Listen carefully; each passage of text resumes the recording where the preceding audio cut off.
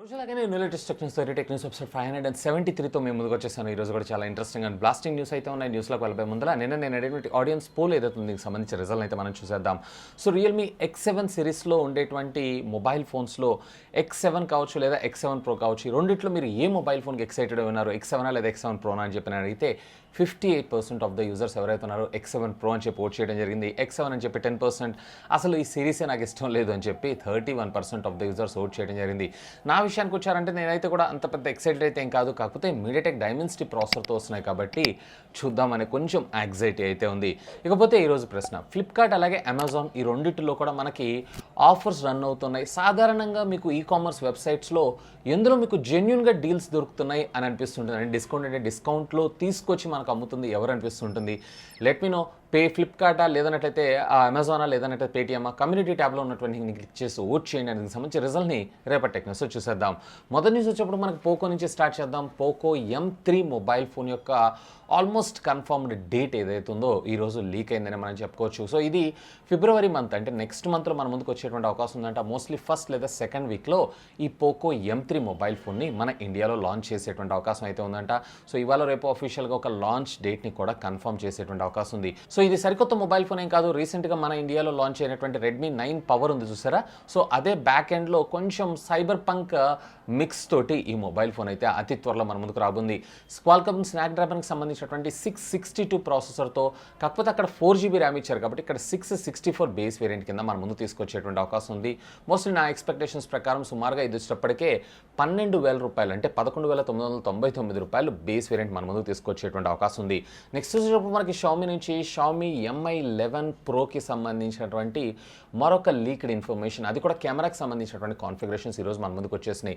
So దీంట్లో వచ్చేటప్పటికే మనకి 120x జూమ్తో పాటుగా మనకి 50 మెగాపిక్సెల్ కెమెరా ప్రైమరీ సెన్సార్ని యూజ్ చేసేటువంటి అవకాశం ఉందంట. అంటే ఇది పిక్సెల్ బిన్నింగ్ టెక్నాలజీతో కనుక మెర్జ్ అయింది అన్నట్లయితే సుమారుగా 200 మెగాపిక్సెల్స్ కెమెరా సెన్సార్స్ని మనం ఇందులో చూసేటువంటి అవకాశం ఉంది. ఇప్పటిదాకా మనం స్టాండర్డ్ 108 మెగాపిక్సెల్ చూసాం, ఇక అప్కమింగ్ 200 మెగాపిక్సెల్ అయితే చూడబోతున్నాం. అండ్ దీంతో పాటు ప్యారలల్గా మరొక 48 మెగాపిక్సెల్కి సంబంధించినటువంటి సెన్సార్స్ ఉంటాయంట. ఒకటి వచ్చేటప్పటికే మనకి అల్ట్రా వైడ్ యాంగిల్ కోసం, మరొకటి వచ్చేటప్పటికే వీళ్ళు టెలిఫోటో లెన్స్ కోసం యూజ్ చేసేటువంటి అవకాశం ఉంది. ఇక ర్యామ్ వేరియంట్స్ అలాగే రోమ్ వేరియంట్స్ కూడా ఈరోజు మన ముందుకు వచ్చినాయి. ఇందులో మనకి 8+128 అలాగే 8+256GB వేరియంట్ రావటం మరొక విశేషం అని చెప్పుకోవచ్చు. నెక్స్ట్ వచ్చేటప్పుడు మనకి రియల్మీ నుంచి రియల్మీ X7 సిరీస్ ఇంకా మనకి రిలీజ్ కాలేదనుకుంటే ఆల్రెడీ X9కి సంబంధించినటువంటి ఆల్మోస్ట్ కన్ఫర్మ్డ్ స్పెక్స్ ఏవైతే ఈరోజు మనకు బయటకు రావడం జరిగింది. రీసెంట్గా నిన్న అఫీషియల్గా మీడియాటెక్ కంపెనీ అయితే మన ముందుకు అనౌన్స్ చేసింది మీడియాటెక్ డైమెన్సిటీ 1200 ప్రాసెసర్ని. ఇదే ప్రాసెసర్తో X9 Pro మన ముందుకు వచ్చేటువంటి అవకాశం ఉందంట. ఇక X9 ఏదైతే ఉందో మేబీ 1100 లేదా 1000 ప్రాసెసర్తో, దీంతో పాటు మరొక వేరియంట్ కూడా మన ముందుకు వచ్చేటువంటి అవకాశం ఉంది. ఇక దీనికి సంబంధించినటువంటి స్పెక్స్ కూడా ఈరోజు మన ముందుకు వచ్చేసినాయి. అంటే X9 Proకి సంబంధించి దీంట్లో మీకు 6.4 ఇంచెస్కి సంబంధించినటువంటి OLED డిస్ప్లే, అందులో కూడా 120 Hz రిఫ్రెష్ రేట్ అవటం మరొక విశేషం. ఇక 4500 mAh ఆఫ్ ద బ్యాటరీతో పాటు 65 వాట్స్కి సంబంధించినటువంటి ఫాస్ట్ ఛార్జింగ్ టెక్నాలజీ కూడా ఇది సపోర్ట్ చేస్తుందంట.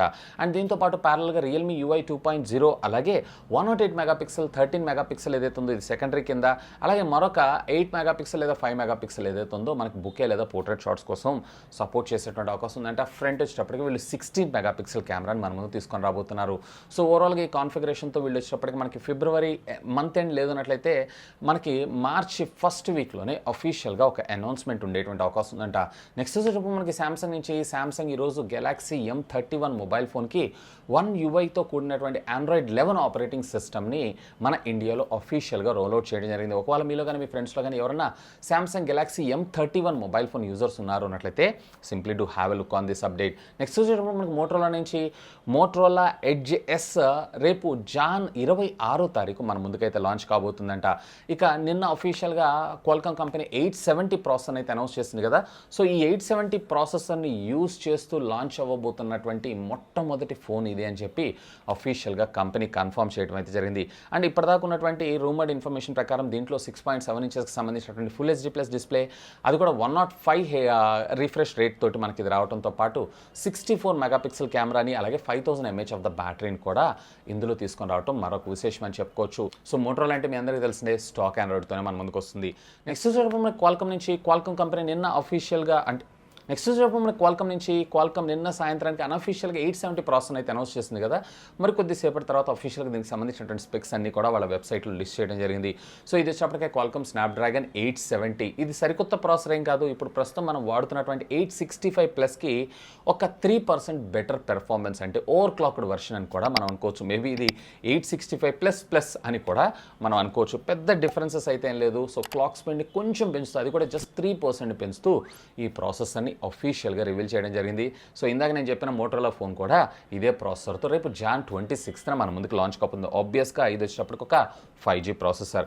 నెక్స్ట్ వచ్చేటప్పుడు మనకి రెడ్మీ నుంచి రెడ్మీ K40 సిరీస్లో మరొక మొబైల్ ఫోన్లో మనకి మీడియాటెక్ డైమెన్సిటీకి సంబంధించినటువంటి 1200 ప్రాసెసర్ వచ్చేటువంటి అవకాశం ఉందంట. సో ఈరోజు అఫీషియల్గా మీడియాటెక్ డైమెన్సిటీకి సంబంధించినటువంటి 1200 ప్రాసెసర్కి సంబంధించినటువంటి కన్ఫర్మేషన్, అంటే అఫీషియల్ లాంచ్ జరిగింది. ఇది లాంచ్ అయిన వెంటనే దీనికి సంబంధించినటువంటి కంట్రీ డైరెక్టర్స్ దీనికి సంబంధించి ఒక స్టేట్మెంట్ అయితే షేర్ చేసుకోవడం జరిగింది. సో వీళ్ళు వచ్చేటప్పటికి మనకి 888 ప్రాసెసర్తో తెస్తున్నారు, అలాగే మీడియాటెక్ డైమెన్సిటీ దీని మీద తీసుకొస్తున్నారు, అలాగే మనకి డైమెన్సిటీ 1000 ప్రాసెసర్ మీద కూడా ఒక మొబైల్ ఫోన్ వచ్చే అవకాశం ఉందని ఒక రూమర్ అయితే వస్తుంది.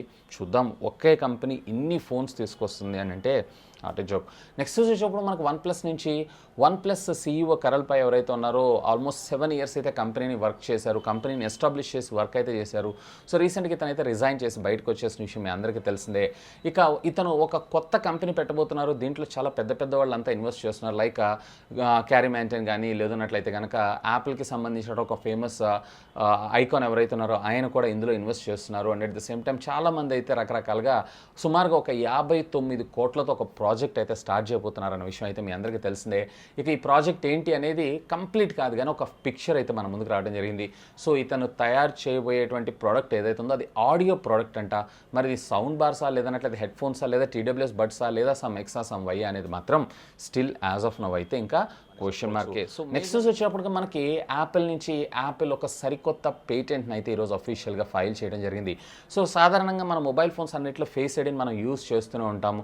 కాకపోతే ఫేస్ ఐడీ వల్ల మనకు వచ్చినటువంటి డిసడ్వాంటేజ్ ఏంటంటే మాస్క్ వేసుకున్నప్పుడు, లేదా కళ్ళద్దాలు పెట్టుకున్నప్పుడు, లేదన్నట్లయితే హెల్మెట్ పెట్టుకున్నప్పుడు ఇది ప్రాపర్గా మనకి ఐడెంటిఫికేషన్ అయితే చేయదు. సో అలాంటి వాటిలో మార్పులు చేస్తూ ఈరోజు యాపిల్ ఈ కొత్త పేటెంట్ అయితే తీసుకొచ్చింది. సో ముఖం పైన ఉండేటువంటి డిఫరెంట్ ఏరియాస్లో ఉన్నటువంటి టెంపరేచర్స్ని కూడా ఇది నోట్ చేసుకోగలదంట. సో ఆ టెంపరేచర్స్ మ్యాచ్ అయినా కానీ ఫేస్ ఐడి అయితే అన్లాక్ అవ్వడం జరుగుతుందని చెప్పడం జరిగింది. సో ఇదైతే చాలా ఇంట్రెస్టింగ్ అనిపించింది. మేబీ మనం iPhone 13 సిరీస్లో ఈ ప్రాజెక్ట్స్ అంటే ఈ kind of AI based face అన్లాక్ని చూసేటువంటి అవకాశం అయితే ఉంది.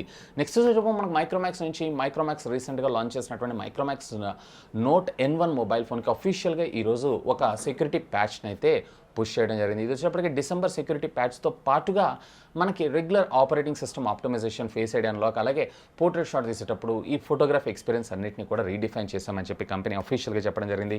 ఒకవేళ మీలో కానీ మీ ఫ్రెండ్స్లో కానీ ఎవరైనా మైక్రోమాక్స్ యూజర్స్ ఉన్నారు అన్నట్లయితే simply do have a look on that. Next మనకి మీడియాటెక్ కంపెనీ అఫీషియల్గా ఈరోజు మీడియాటెక్ డైమెన్సిటీ 1200 ప్రాసెసర్ని అఫీషియల్గా రివీల్ చేయడం జరిగింది. అఫ్కోర్స్ ఇది వచ్చేటప్పటికే డ్యూయల్ 5G ఎనేబుల్డ్ ప్రాసెసర్, అంటే at a time 2 5G mobile phones అంటే సిమ్ కార్డ్స్ ఏవైతే ఉన్నాయో వీటిని స్టాండ్ బై కింద అయితే మీరు యూజ్ చేసుకోవచ్చు. సో ఇందులో మీకు వచ్చేటప్పటికే ARM కోర్టెక్స్ సంబంధించినటువంటి ఆర్కిటెక్చర్ మీద డిజైన్ అవుతుంది. A78 కోర్స్, ఇది మాక్సిమం 7 GHz, ఇది మాక్సిమం 3 GHz, అలాగే A58 కలిగినటువంటి కోర్స్ ఏవైతే ఇవి మినిమం 2.0 GHzగా మనకి వర్క్ అవడం అయితే జరుగుతుంది. ఇది వచ్చేటప్పటికే రేర్ 200 మెగాపిక్సెల్ దాకా పిక్సెల్ బిన్నింగ్ టెక్నాలజీ అయితే, రెగ్యులర్ అయితే కనుక అరౌండ్ 50 మెగాపిక్సెల్ దాకా సపోర్ట్ చేయడంతో పాటు ఫ్రంట్ వచ్చేటప్పటికి up to 32 megapixel single camera మీద సపోర్ట్ చేసేటువంటి అవకాశం ఉంటాయి. డిస్ప్లేస్లో కూడా క్వాడ్ హెచ్డీలో 90 Hz లేదా రెగ్యులర్ ఫుల్ హెచ్డీలో మీకు 144 Hz దాకా ఇది సపోర్ట్ చేయడంతో పాటు వైఫై అలియన్స్ 6 అలాగే బ్లూటూత్ 5.2 టెక్నాలజీ కూడా సపోర్ట్ చేయడం మరొక విశేషం. ఇక ఫైనల్గా ఈ టెక్నికల్ అప్డేట్స్ మనకి రియల్మీ అతి త్వరలో మన ముందుకి X9e అని చెప్పి ఒక మోడల్ అయితే తీసుకొని రాబోతుందంట.